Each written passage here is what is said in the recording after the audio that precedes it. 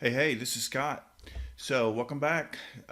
This video is part of a series of presentations that covers the material in this book. I try to make each one of these fairly short in nature, covering a specific topic.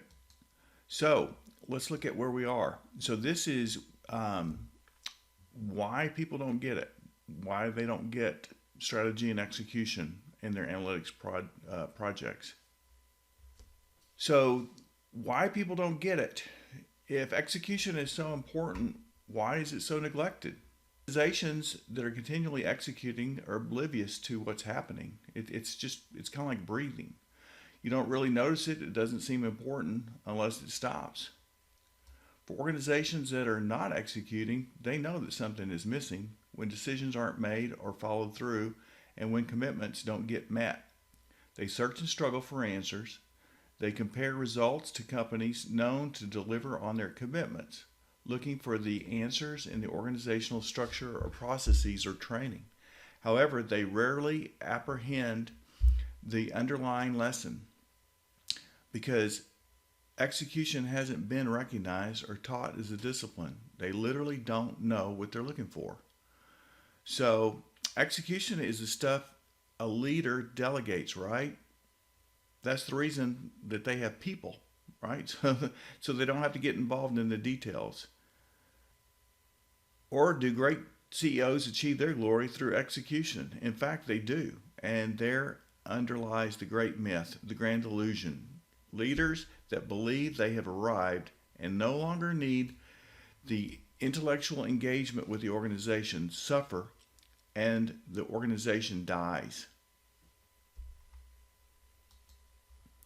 So let's look at a few points here. The fact is that great ideas most often come from the bottom of the organization, not the top.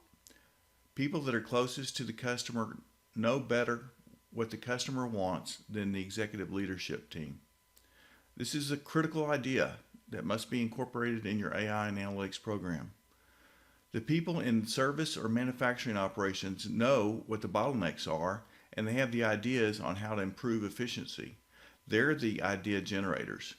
It is the executive team that needs to listen to these ideas, work with staff to crystallize them, bolster them, and evaluate the organization's capacity and budget required to implement them.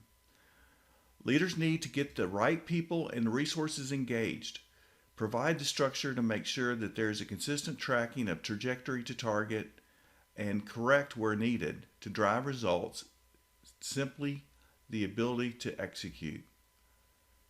The leader's role is not as easy as it might sound. First, an atmosphere of trust and open dialogue has to be created. This is critical because if there's any mistrust, people cannot be open and candid in their interchanges and things break down.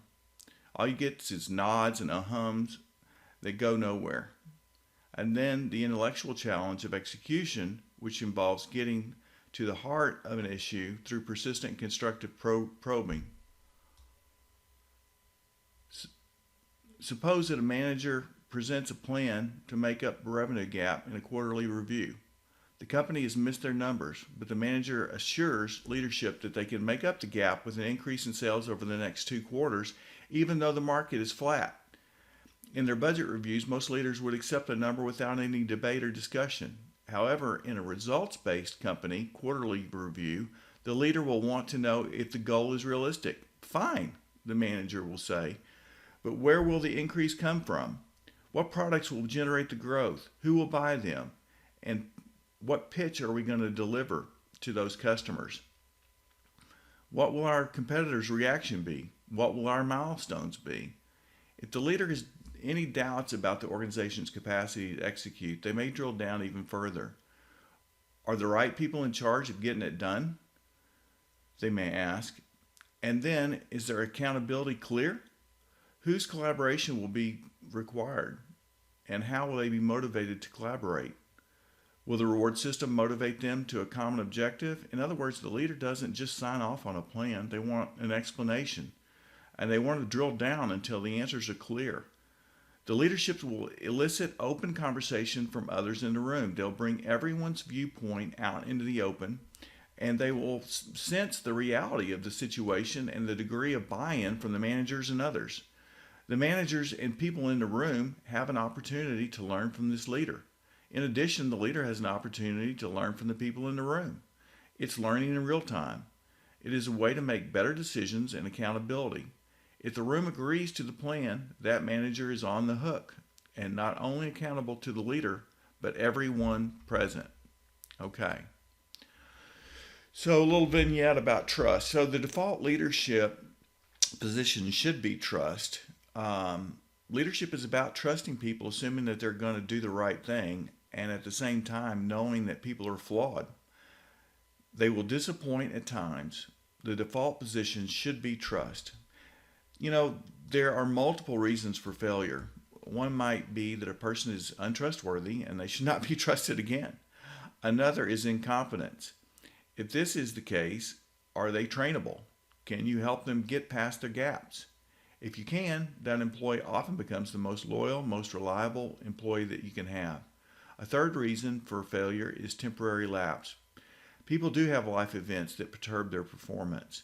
Does this person have an existing track record? Is this failure just a fluke? Maybe a personal crisis? Regardless of which might be, a leadership must take the time, sit down, and have a deep, critical conversation to determine the reason for failure and take the appropriate action. All right, just a few more bullets. So, organizations cannot succeed in today's competitive environment unless they hire the right people and get them on board individually and collectively. They focus on the right details at the right time. So for you as a leader, moving from concept to the critical details to fruition is a long journey. You have to review a wide array of facts and ideas. You have to discuss what risks to take and where to take them. You have to sort through these details, selecting those that count. You have to assign them to the right people, and you have to make sure that people align their work. Moreover, you have to make sure that they're rewarded for their actions. I will repeat this. Decision making requires intimate knowledge of the business and the external environment. We talked about this previously. It requires the ability to make accurate judgments about people. You have to accurately assess their capabilities, their reliability, their strengths, and their weaknesses. It requires commitment, focus, and incisive thinking. It requires superb skills in conducting candid and realistic dialogue. All right, that's it. So, ways to look at the content that we have via my website or on Amazon. Just type in my name, Scott Burke, and I hope to see you soon.